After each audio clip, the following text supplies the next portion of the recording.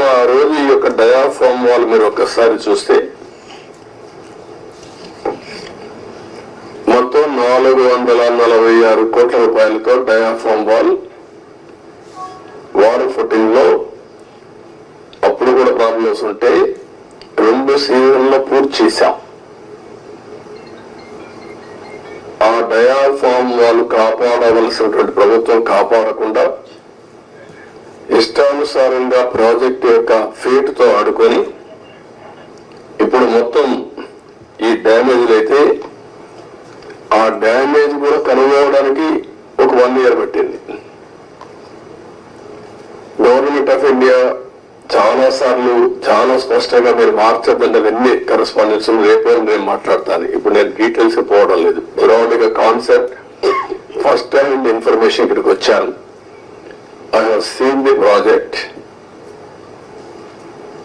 మామూలు వాళ్ళైతే అర్థం కాదు.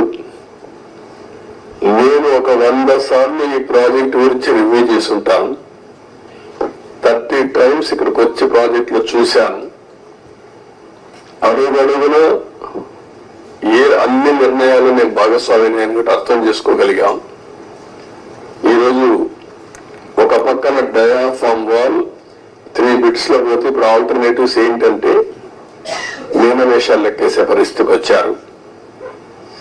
ఇందులో ఆ 2 బిట్లు కానీ ఎక్కడికక్కడ ఒక parallel D wall diaphragm wall బయటికి ఎక్కడ డ్యామేజ్ అయిందో దానికంటే ముందు ఒక ప్యారల్ గా పెట్టి దాన్ని కవర్ చేస్తే 447 కోట్లు అవుతుంది. మామూలుగా మనం ఖర్చు పెట్టింది 446 కోట్లు. ఇప్పుడు రిపేర్ చేయడానికి 447 కోట్లు. ఓకే, మొత్తం కానీ అప్పటికి కూడా గ్యారంటీ లేదు.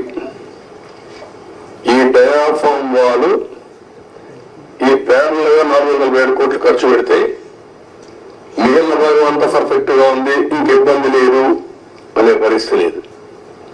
కాదు, మొత్తం డయాఫ్రామ్ వాల్ ప్యారల్ గా కట్టాలంటే 990 కోట్లు. ఇది ఒక భాగం. కాఫర్ డ్యామ్ పైన కాఫర్ డ్యామ్ ఉంది, కిందన కాఫర్ డ్యామ్ ఉంది. 550 కోట్ల రూపాయలతో పైన